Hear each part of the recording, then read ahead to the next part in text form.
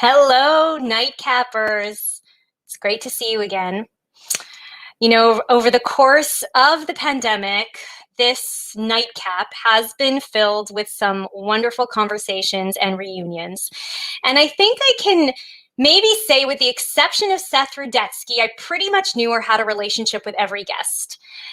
Which is why tonight I'm very excited because there's nothing quite like being inspired by someone you just met and then getting to know them better. And tonight you get to join me on that journey, a discovery, I would say, of new talent, of future leadership, of a person whose dual identity and artistry is something you may not come across very often, which is why it's wonderful that you're here. And the cool thing is that he's from right here in Montreal.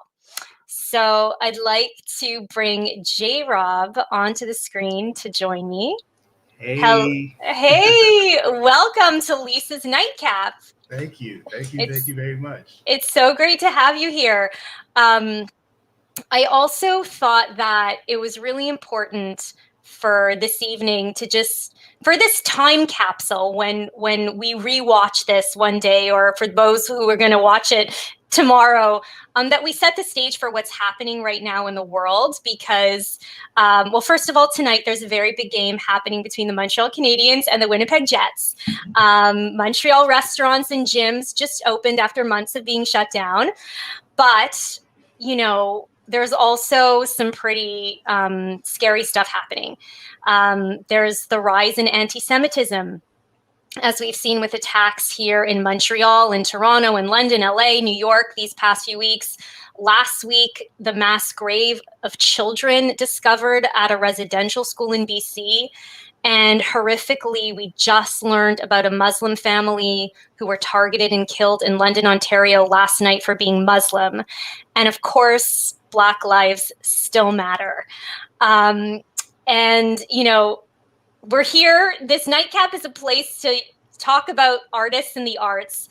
But I think that we can't ignore what's happening, especially because art, and J-Rob, I'm sure we're going to learn this from you. It's from what my research, it's intrinsically linked to who you are and our experiences and what we believe in. So that is the stage that we are on tonight. And I can't think of a better person to have the conversation with. So again, thank you for being here. Let's start at the very beginning, okay? All right. Let's start with your name and your background and who you are. My born name is Jared Robas, but everybody knows me as J-Rob. When I perform, however, I am half white, full black. Yeah. And where did that come from? I wish there were a really cool story on how I got to both of these names. J-Rob, a friend of mine, had just randomly called me it one day. And I was like, hey, that works. And half white, full black, I was just thinking of a new Instagram handle, and it just came to me. I guess the story is a bit cooler than just that. Half white, full black is also just like very true to my experience. I was raised most by my mom. She was a single mom, and my mom is Jewish, is white, and you know, I understand that my experience is not, you know, completely one-to-one to every black person's. I know no black person, blackness isn't a monolith, but I also, you know, while I do understand myself to be black and I am interpreted as black when I step outside, you know, being white is definitely, you know, what made me what I am today. I'm so proud of my Jewishness, but and I just also understand that as soon as I step out those doors and people see me alone, independent of my mom, that they're taking me as a black man. So that's kind of how I came to be. And I imagine this was your experience for your entire life. Yeah, entire life. It used to be really weird. Like I remember when I was a teenager walking around with my mom, people would think like we were dating.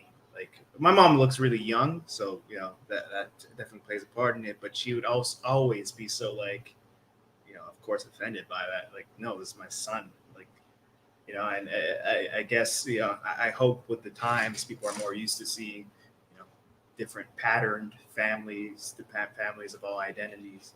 Um, but yeah, it was something that I was made to realize very, very quickly. We moved to the suburbs when I was 13, and I started going out a lot more. And a lot of most of my friends that I went out with were white. And my mom, she had to sit me down one day, and she's like, I know you're going out, I know you're having fun. I had a very open and honest relationship with my mom, and I would tell her, yeah, yesterday I drank, blah blah blah. And she told me, like you got to be more careful than everybody you're going with, because if something does happen and the police do get called, there is a possibility uh, that you'll be treated differently. Um, Wow. yeah. And your mom knew that as a white woman. Yeah, my mom. Yeah, she knew that. She. I'm really grateful for how, I guess, like, not just self-aware, but how protective she was over us. She didn't want us to go out into the world and not really understand that that's unfortunately the way the things work. At home, it's like there's no question, we're family and we're the same, and we love each other unconditionally. But the world doesn't understand us to be that way sometimes, so we got to be prepared for it. My mom did her best to prepare me. Amazing, amazing. I didn't really give an introduction to you, to who you are, and I'm glad we're starting with this topic. I guess I feel it's important to mention that you are an artist, and Yeah. we're going to get to the art part of you very soon as well. But I know, my head's swimming with this incredible story, or there's, I think, also some tragedy to it as well. And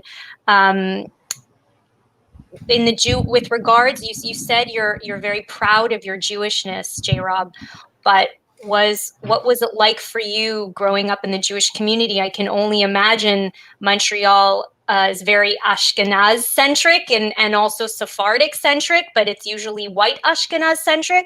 So what was Yeah. that like for you as a Black Ashkenazi Jew?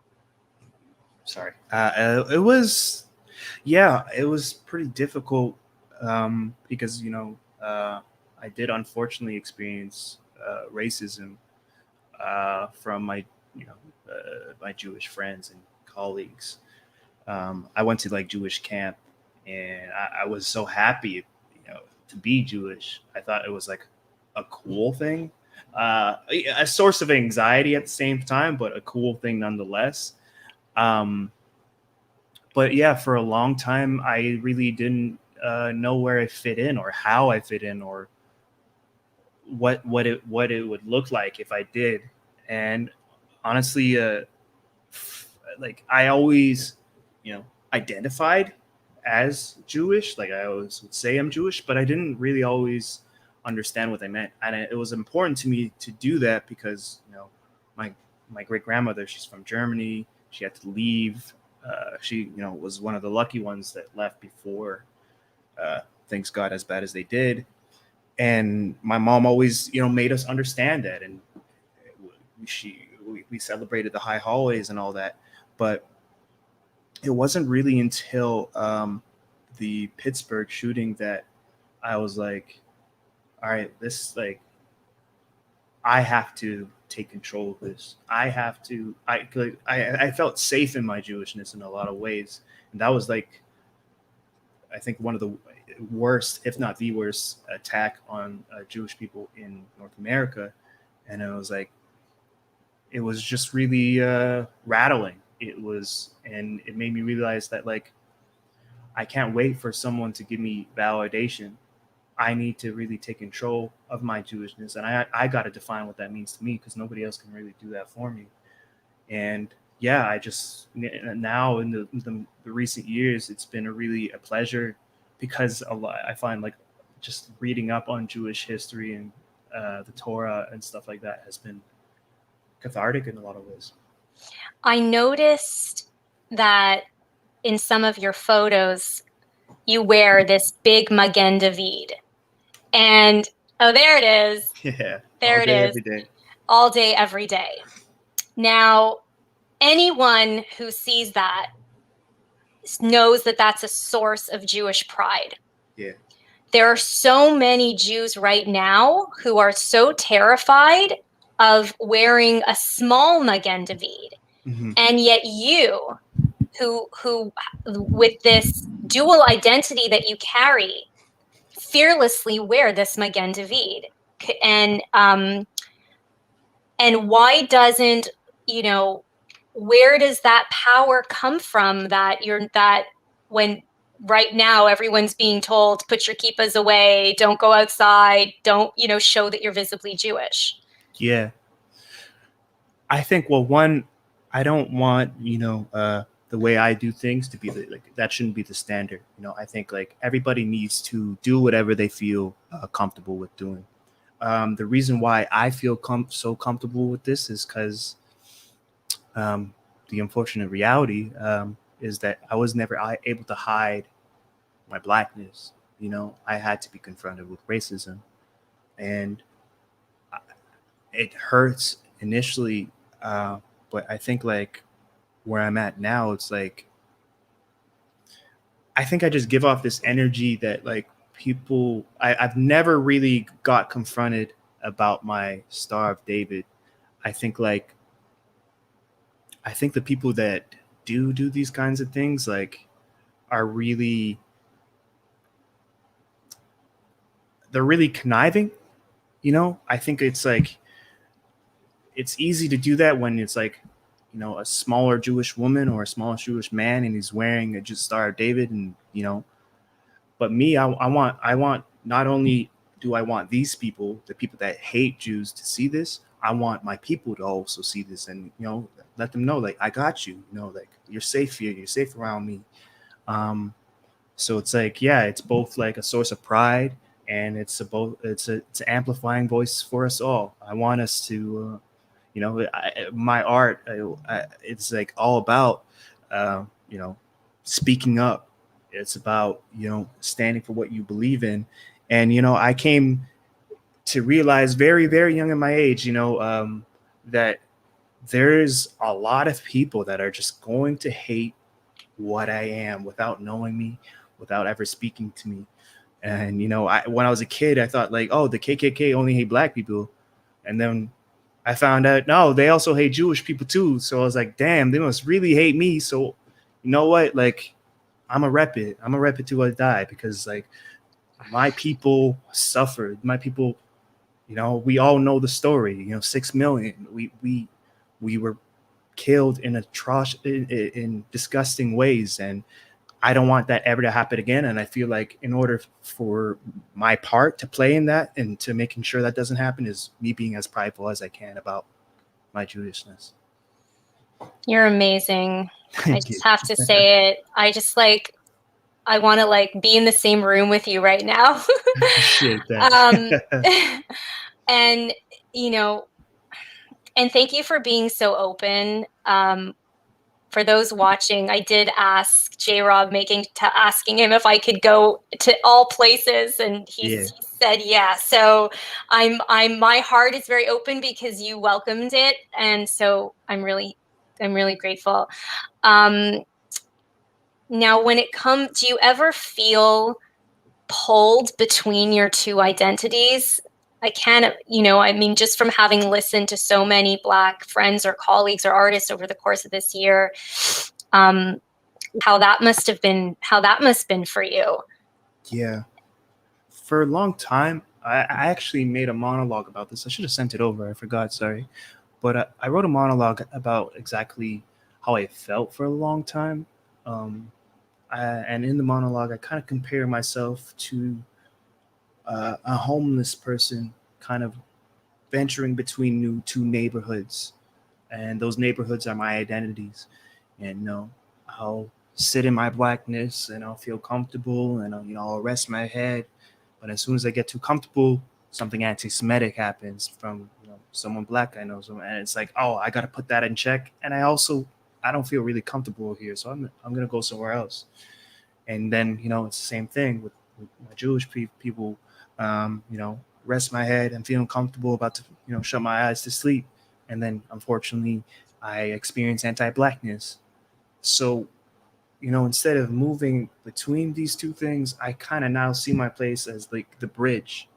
And that's my home. I built a tower on it, and I'm looking at both sides. I'm seeing the beauty in each and how we can help each other, and how I've done so much like reading about the civil rights movement, and like the role Jews played in that. And it's like just our story of coming here, forced to emigrate from a bunch of different places, and how we've built each other up as a community. It's like, oh man, there's knowledge here that I know black people would appreciate. And I feel like with our strength, with our pride, it's like that's something that Jews can appreciate. So it's like I want to be that bridge between them. So that's kind of where I'm at now. I mean, we're trying to build these bridges every day, and it never feels hard when it's when you're having conversations. It feels hard when you're making assumptions based on things you know nothing about. Mm-hmm. Mm-hmm. And so keep building the bridges. We'll keep building the bridges. And I'm going to segue a little bit to your art and getting into music. But you're multidisciplinary. So first, can you explain what that even means? What for someone who's like, what exactly is a multidisciplinary artist? Are you an actor, singer, and a dancer? Yeah. What does that mean to you? I got a sweet tooth, and if something sweet is in front of me, I got to go for it. So that's kind of how it is with my art. I love creating, and I'm a very, I'd like to think I'm a very expressive person, and no one median, I think, always feels all the way right. So it's like music, I'm saying one thing. With poetry, I'm saying another. I'm getting into writing, and hopefully working with my friend to develop a short film. And it's just like, I think for a long time, I felt I would neglect that part of me. I grew up, the high school I went to was very like sports oriented, and I had this misunderstood and understanding of what masculinity meant. So I would hide the creative part of me for a long time. And it's like in my early 20s, I was just like, man, this is what I love doing. So I'm going to do it all the way. And there's nothing that I can't do. I'm going to just do it all.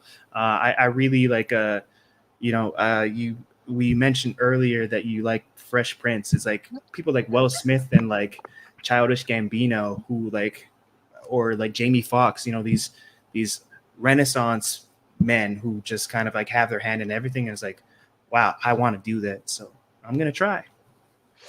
I feel like I don't know your mom, but I feel like she would have been the kind of mom who would have like encouraged you to play music in the house. Yeah, my mom, she was very, I guess, liberal. She kind of had to be. It was four boys. Sorry. We were loud. She's kind of loud too. So it just had to be the way it was. And yeah, my mom's been really supportive of all the things I do. It's like a world very, different from her. She wasn't really into the arts as a kid, but she loves everything I do, which is cool. Yeah. And does your music and your poetry, is it always kind of mission driven? Do you always have tell us about, let's hear about your work, and then we're gonna play a little bit. Cool. Yeah. Very, yeah. There's always a theme centering around whether it's my identity, the way I understand the world, the way the world interprets me and my people. And yeah, it's all political, really. And I think like I have a very specific outlook, so I think it's important to share, and I hope that like people can really, show an interest and step into like a mind very different than theirs. So yeah, very intentional, and always sometimes to a fault, because sometimes I'm like, I'm gonna try to write about nothing, like just write, but it always circles back to like this, like very very political and stuff. So you've never written a love song? Even like, well, I think love in like this day and age, and like a world where like so much hate, it's like your love is also political. I feel, at least, it's like choosing to not be like nihilistic and choosing to see like the beauty in a very bleak time is like, I think, political. It's like, it's a statement. It's like I'm choosing to create. I'm choosing to do something beautiful while there's so much badness around me. Yeah. I'm fascinated because, this is the longest we've ever spoken, and I can tell you give off at least this pure heart, this like such a loving, peaceful, bridge building person. And then if you go and peruse your Spotify or your YouTube channels, which everybody is now going to be running to do, pause this nightcap and run. It's like a different personality. Yeah. And that's amazing. Is that a fair statement? Would you agree with what I'm saying? No, I think if like, so yeah, what she's referring to, a lot of my stuff is, my music is pretty aggressive, and very like, it's very punk influenced. I love punk music. But to me, I think like the most political stuff is based in love. It's like, I'm not doing this because I hate the world. I'm not being loud and fighting because I hate the world. It's like, I love so much, and I love so much that I think it's important to fight for it. I want to fight for a day that nobody ever has to get up and fight again, So, yeah. J-Rob, I'm going to do something. You're going to be like, okay, can you explain what punk music is? Because Yeah. I can tell you what Bob Fosse's choreography is like, and we'll get deeper into music soon with a music professional. But for Seagull regulars watching who are not aware of the punk genre, can you please give us the 101 on that? Yeah. Punk draws a lot of influence from like funk. Uh, it kind of took like the very like long-winded and articulate guitar riffs and just kind of like explored that and made it like a bit more heavier, and heavier, I guess, is like a more electric sounding, like and just the BPM, beats per minute, which is like the pace of things, is just a lot more higher. It's like and punk during well, I think even still to this day, when it was when they started making punk music in the UK, it was very like in your face and political and message driven. I think Jews would love punk. There's a lot of punk songs about hating Nazis, and we could get right behind that. So I think like punk is like often portrayed as like this like scary kind of like, but it's like these people are the people that will be the first to have our back. Like, I feel so safe around like punk people because they're all about like fighting hate. Could you name some more punk inspirations? Yeah. One of my biggest runs are this band named Bad Brains. I made a very like active effort when I first like got into punk to find like a few like black bands, because there wasn't, unfortunately, during the 70s and 80s. which do you want a little music history lesson right now? I'm yeah. I mean, I'm loving this, and I think if we're gonna get to know you, then we need to get to know your influences. Yeah. So absolutely. So a big reason I love both hip hop and punk is because, well, the way hip hop came to be during the 70s and 80s, a lot of inner city metropolitan areas had their music program, the fundings to them cut. So there was just a lot less access to, kids being able to learn how to play guitar and blah, blah, blah, blah. And so there was just a lot less, jazz and funk coming out because unfortunately poor folk couldn't afford it anymore. But what happened in the South Bronx, I forgot, I think it was 1974, there was a huge blackout. And at the time, what people would do at house parties and block parties is they would loop certain parts of a song of funk records and stuff like that. It's called the breakdown, and they'd loop that 30-second breakdown, and people would start break dancing to it. That's why they dance over the break, so it's break dancing. Oh, yeah. And then during that blackout in New York, a bunch of music stores got raided, and which led to a lot more poor black folk having access to producing machines and stuff like that. And what they started doing, they would loop the break, and then people would start rapping over it, and that's how you really came to hip hop. My theory is because around the same time, that's when punk started in the UK.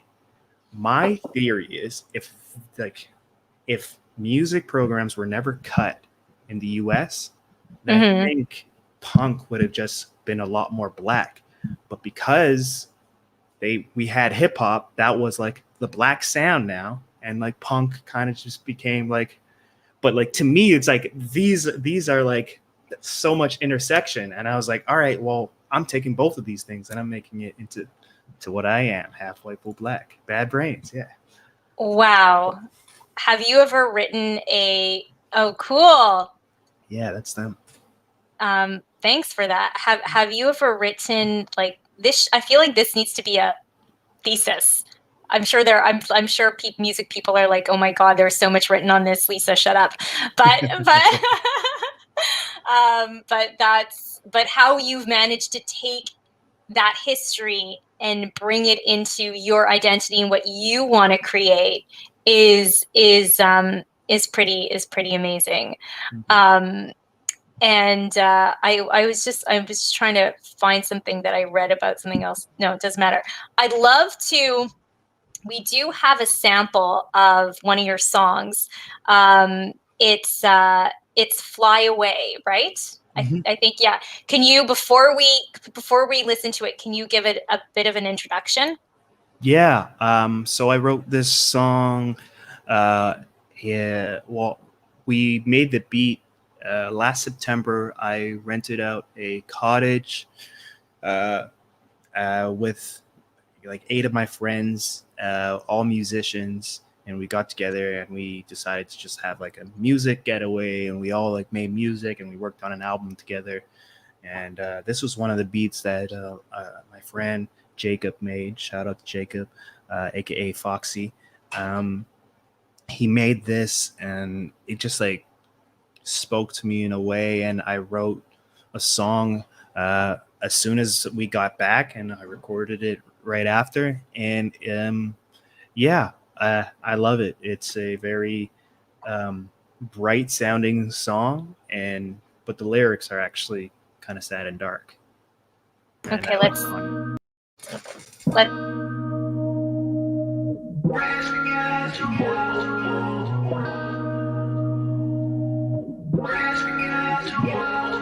Wish the world could see from the places we go, lifestyles we know, emotions we show. When will we be free from the carrions of crows, the weeping of widows, seeing visions of Van Gogh, grasping out to hope?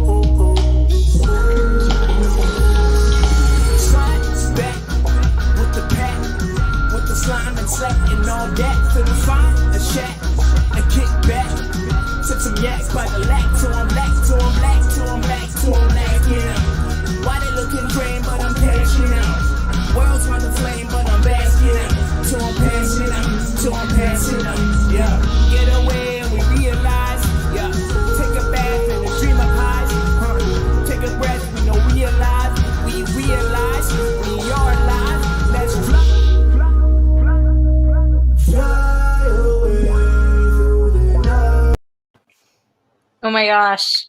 It makes me want to get on my bike. Hey, I love that. Yeah. You know, yeah. Oh, it'll get there. It'll get there. So what are you hoping with this single? Like, what does a young artist do now in music with a single? It must not be easy. It's not easy in theater, so I'm imagining it's the same for you in this on the other side. Yeah. Yeah, you kind of, release it and hope for the best. Really, like, as long as like one person hears it and feels something to it, then, my objective was complete. And I think Fox Graham is like the producer I work with a lot. I think he feels the same. And the hope, though, the ultimate hope is that I get enough ears listening and people deciding that this resonates with me and I appreciate his words and I'm gonna learn from his words and try to do something, because that's what got me into music. It's like everything I listened to growing up was really political, and that's what motivated me to learn and speak out. So I'm hoping that can happen too. Did music bring you comfort or heal you at times when, as you described, you were like being rejected on both sides or feeling like not accepted into your communities? Yeah. Yeah. Definitely. Yeah, I think like the ongoing theme in most hip hop songs is like, I don't feel accepted because of my lifestyle, because of what I look like, because of who I am. So that's something that I could always, like really relate to. And I think that's why it's become like this phenomenon, this like incredibly most popular genre. It's because it's like a bunch of misfits, that like for one reason or another aren't being understood. Wow. You just reminded me of how I came to meet you in the first place. It was through Kamana, who works with us at the Siegel Center, who got in touch with Sarah from No Silence on Race. Yeah. And I had seen that there was, I forget the official name of it, but there was this huge get-together of Jews of color. And I was so excited that was happening, and I signed up for it. And then I got an email going, "Thank you for your interest, but this is actually only for Jews of color to get to have this space. Like, there's no audience. It's just," and I was like, "Of course, that's amazing." And I'm not that I want you to share the sacredness of what went on behind closed doors, but what you feel comfortable sharing in terms of the feeling of you being in a Zoom room or whatever room it was of all these Jews of color, as you brought up the word misfits and how sometimes it's been hard to feel accepted. What was that? Was that the first time that was it the first time for you that you were in a room like that? Yeah. The only time. The only time. Like I could never in my life would I have imagined being in a space, be it cyber or physical, where I'm not like the only Black Jew. I'm not like the one of two. I unfortunately don't have the luxury or privilege of having Shabbat dinners with Drake and Lenny Kravitz. So like I was just always used to being like the outsider, but like being around a bunch of Jews of color and several Black Jews, I was just like, we all like professed our like love for this, and like No Silence on Race and Prism. Like it was just, don't have the words. It was cathartic. It was beautiful, and yeah, so grateful to them. And what has to happen now? Now that I know we've been saying this for a year, but like, this makes me, this doesn't feel good to hear. I mean, it's okay that it doesn't feel good. You know what I'm saying? I want to I want to be better. I want, you know, I want it to be more welcoming, and I want you to feel like there is a place for you. And at camp, at anywhere you go, frankly, in the Jewish community, because that's the community I'm from, but everywhere, of course. But what can we do? You know, like, what would you say to some Jewish friends listening now who maybe weren't that nice to you before? Yeah. What I'd say to really everyone, it's like, you know, in the last year where everyone kind of had to, you know, sit, listen. What did you learn? What do you still feel uncomfortable with? What do you still feel like you need to learn? Mm-hmm. Who do you know and what can you do? You know, I think like we really undermine and undervalue the small actions that you can take just with like the people and privilege that you do have. I think like privilege is just like a thing that like, it's like, do I have it and what do I do? It's like, I love that. Do that again. That's a meme. That's a meme. It's like, do I have it and what do I do? But privilege for me actually has been like a thing that a reoccurring thought for me my entire life.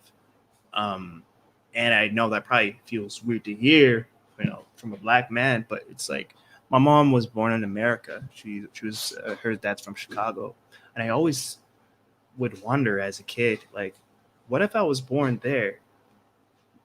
How would a single mother of 4 kids, Black kids, what would that life look like? And it would look drastically different. My mom was on permanent disability. She had like 13 operations on her stomach in my entire life. 2 of them were like near death. And it's like, we had a social safety net. You know, we had programs and stuff like that help support people in these kinds of positions. But like, that doesn't exist for a lot of people. Most people, unfortunately, we would have been hit with ridiculous amount of bills that we'd still be paying to this day. And there's no way I can imagine that all 4 of my brothers are living, you know, the lives that we're living now, that we're safe and that, you know, not imprisoned or worse, really. So that always bugged me. And just even outside of that, like it within my reality, a lot of the friends that I grew up with that came from, you know, underprivileged homes, be it like, you know, the Black families with single parents, or like not a lot of financial security that we had. You know, my great grandmother bought us a house in Chattagee. That's like not a reality that like a lot of inner city kids have. So I would think of that. And the conversations that I had with them, they would treat me so differently. You know, they'd be running around doing, you know, wild stuff. And they'd be like, nah, like, this isn't for you. You know, you're going to do something. And that always felt, it would hurt hearing that, you know. It was like, but I won't, why do you think I'm better than you? It's like, you know, like, why, where is this even coming from? And it's for them, really. It's those conversations that like made me realize what I do have and what I got to do with it. It's like, I know I have privilege. I know I am safe. I don't have to, you know, I'm not living in an impoverished community where I got to worry about stepping outside of my home. So I'm going to speak up for the people that do, because it isn't right. I was lucky. That's all this really is. And I think we don't like to attribute luck to a lot of our life. But the reality is it plays a huge part part of who we are, and the reason we were able to sit down here is because, you know, we got lucky with where we were born. So with that luck, I'm gonna make some with it. Again, we're gonna go back and pull out all your quotes from this interview, and spread them out, because they're such important lessons, and we can learn so much from your, your empowerment, really, to do something with your privilege, which is wild, because how many of us are sitting here with many other kinds? That's really something. I know you were in the middle of talking. A question popped up about a particular moment. Here it is. What memorable event happened that set you on your musical or artist path? Like, was there one moment when you were like, I guess I got to lay this track down, or I'm going to publish this, or I'm going to, do you perform live too? Yeah. Oh, I love performing live. It's something. Okay. Answer the question. Okay, we have to go there. Answer the question, because I just derailed it, and then we'll go to your live performance. The most memorable thing I could give to that is I was 25. I was in school. I was majoring in English literature and minoring in women's studies.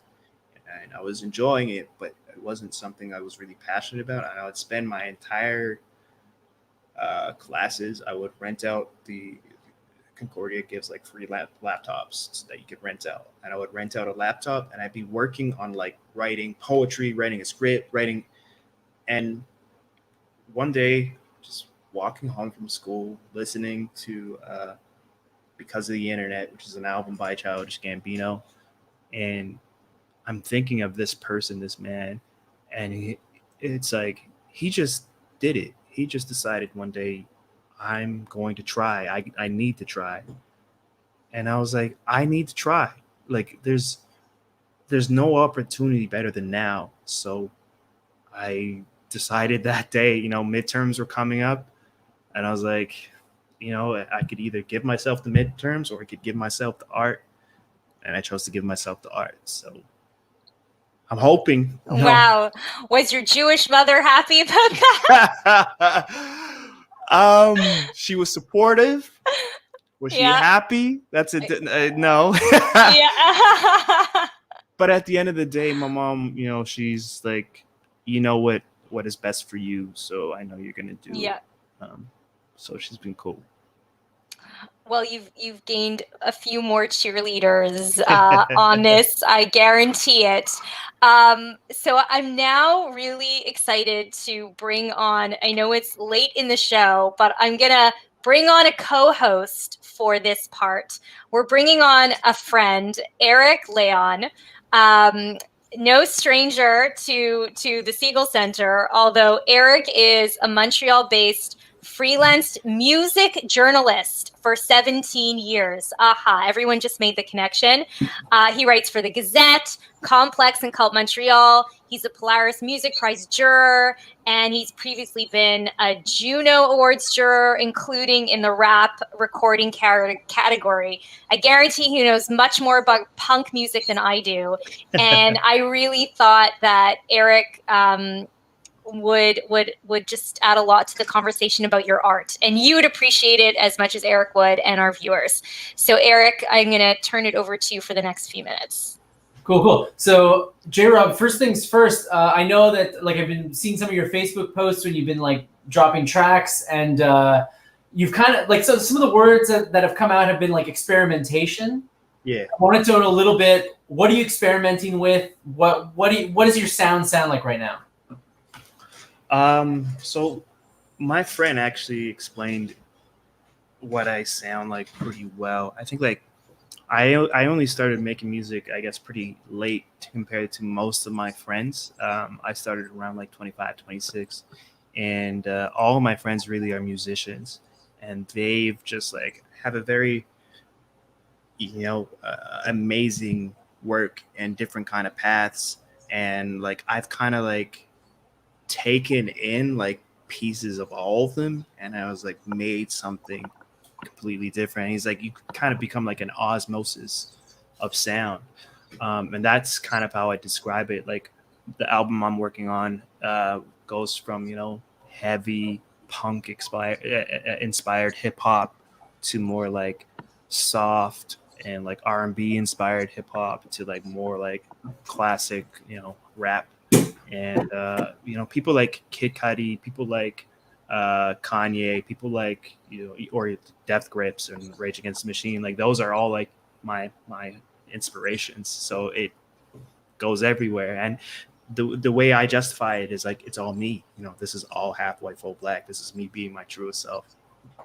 So what's kind of your setup right now? How are you recording at home, or are you doing the production as well? I actually produced 2 songs on the album, but for the most part, it's my homie Pool Boy and my homie Fox Graham, and we work with like this amazing sound engineer named Jesse Tolbert, and I do most of the recording at either Pool Boy or Fox Graham's house, and I only have like an SM58, and for non-music heads, it's like not the best like mic for recording. So yeah. And I guess like right now, bands are we're sort of at the tail end of COVID, and it's time to sort of plan going back and doing shows, and kind of maybe what are maybe some of your priorities when we can kind of go back to doing sort of regular things again? Yeah.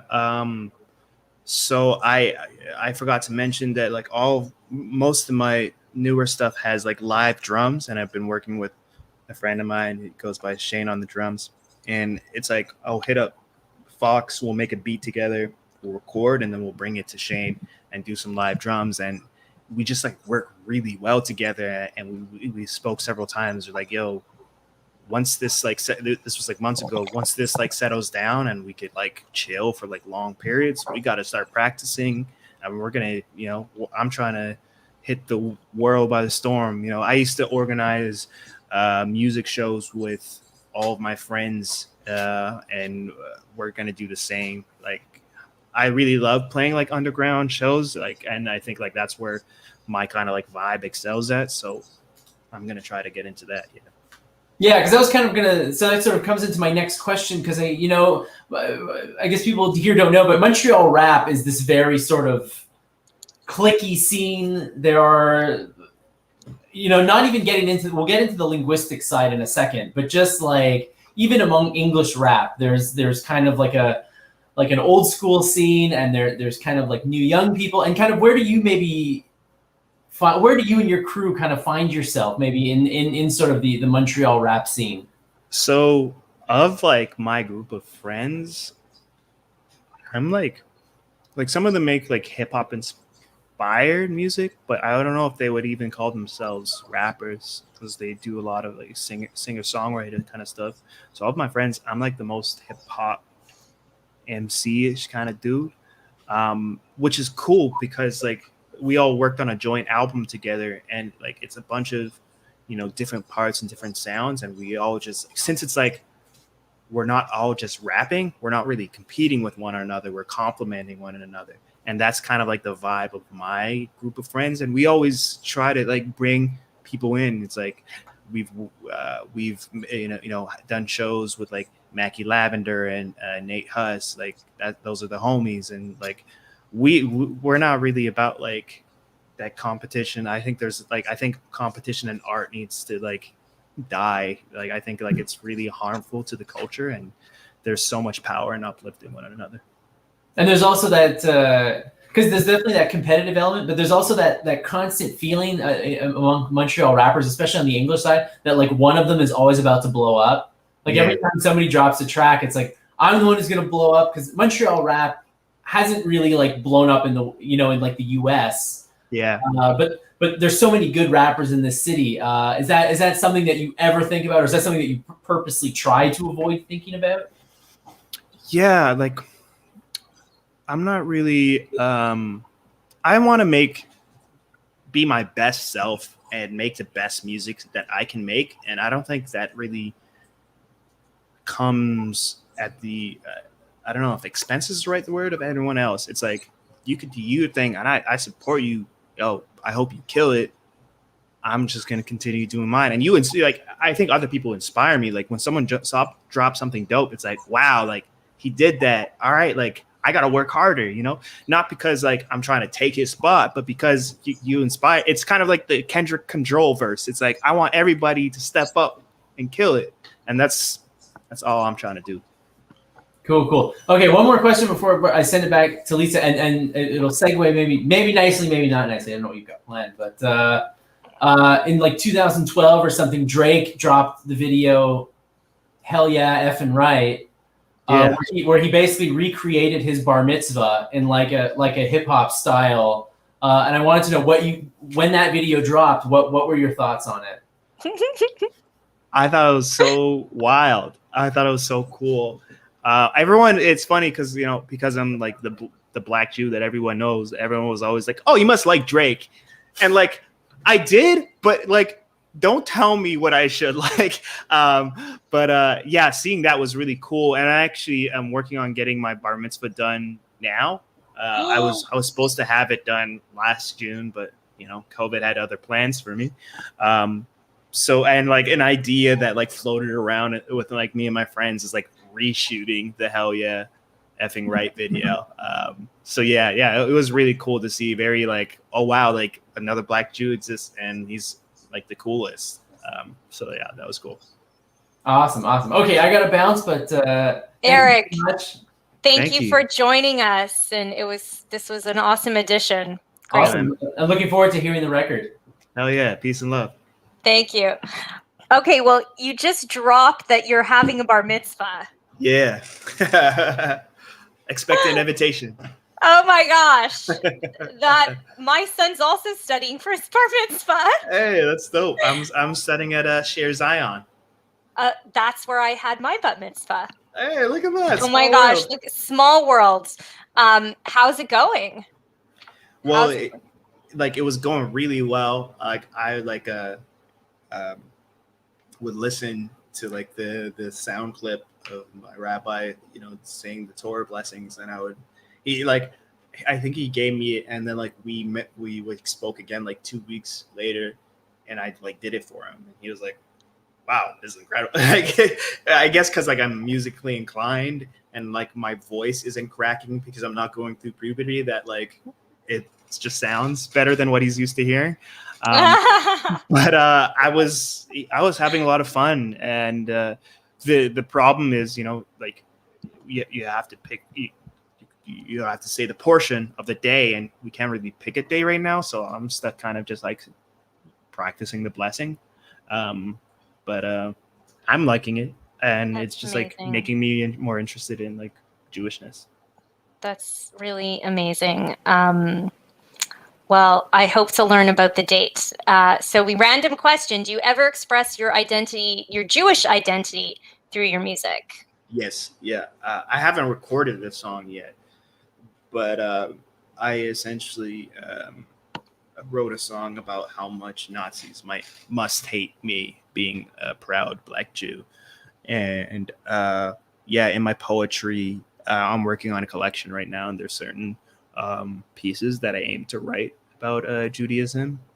And like for me, like I've like been very interested in like our view in the afterlife, because it's like everyone's just like, I don't know. Like, I think that is so cool that like the Jewish, like I always thought like there's heaven and hell in Judaism as well, but it's like we're like, no, we're maybe I don't know. And like that I think is so cool, and I really appreciate. And it's like I think like, yeah, that's something to explore and write about, and I'm trying to figure out how to do it.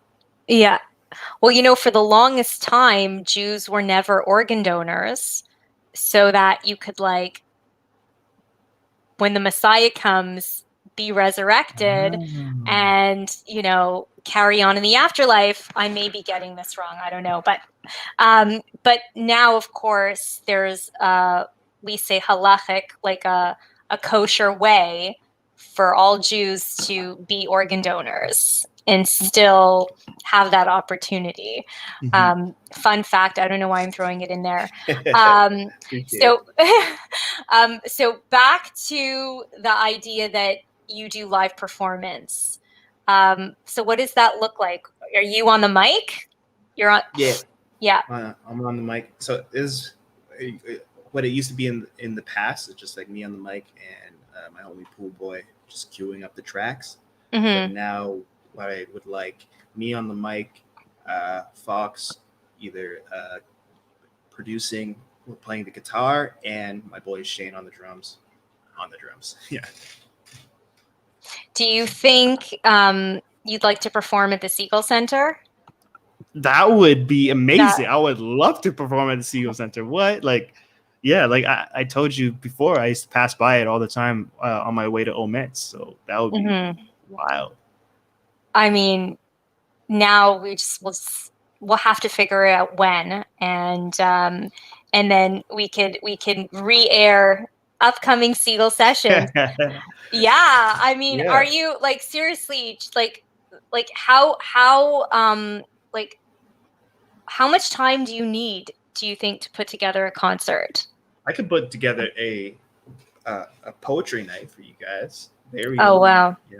I love doing poetry, and if you guys are into that, I got you. Amazing. Okay, and we'll definitely talk about your music and your concert, or maybe a hybrid version, so you can show us your many faces of J-Rob on top of everything else. I've learned so much from you tonight, and I just hope that your messages spread far and wide beyond this nightcap, but what you stand for, what you believe in, and I hope that you can be embraced by everyone and set an example to all of us. You are so kind. Well, no, you are. This is, I'm just, I just want to have more of you. So I'm going to wrap it up because I want to end with some of your poetry. It speaks from your heart, and it summarizes everything you've said tonight about where you place your art. Mel's asking which one, because there's so many. I think we have a couple of ones. Do you want to pick which one you'd like us to share? Do you know which ones I'm talking about? There one's about living if something happens to you, and the other one, that one? Yeah. Okay. Yeah. That, it's if I don't make it home today. If I don't make it home. Yes. Okay. So everyone who anyway enjoy, we're going to end it with your work. And I thank you, and we shall see you again. Please follow J-Rob on Instagram and on Twitter. Keep up with his work. Let's give him every chance he has in getting his music far and wide and letting more people know about him. So thank you. So and I just want to say thank you to Mel. Thank you to Eric. Thank you to Kamana and Sarah from No Silence on Race. And I want to say thank you to J-Rob's mom, to your mom. I think she's quite an inspiration just from the little that I've heard of her. So very nice to meet you. Thank you to everyone for watching. And let's listen to some poetry now from J-Rob, Half White, Full Black. Peace and love.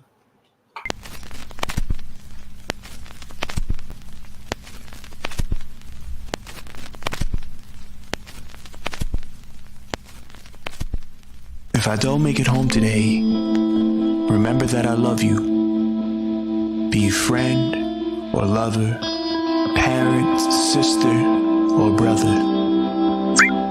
Remember my words, my smile, my tears. Remember my touch, my laugh, and my fears.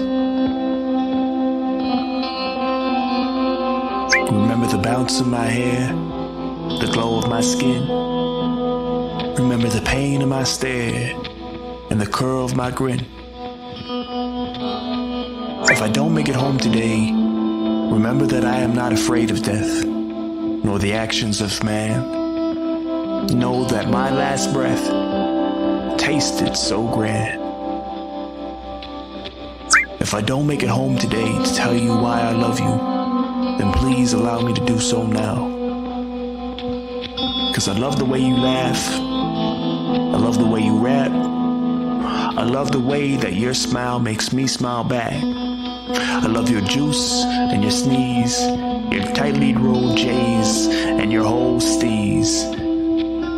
The nights you held me and I held you, the sweet bliss from your kiss and the warmth of your hug. To my friends, lovers, brothers, sisters, father and mother, thank you for teaching me how to love. If a bullet breaks my will, do the things that I can, and say the words I wish to say. If I don't make it home today, live.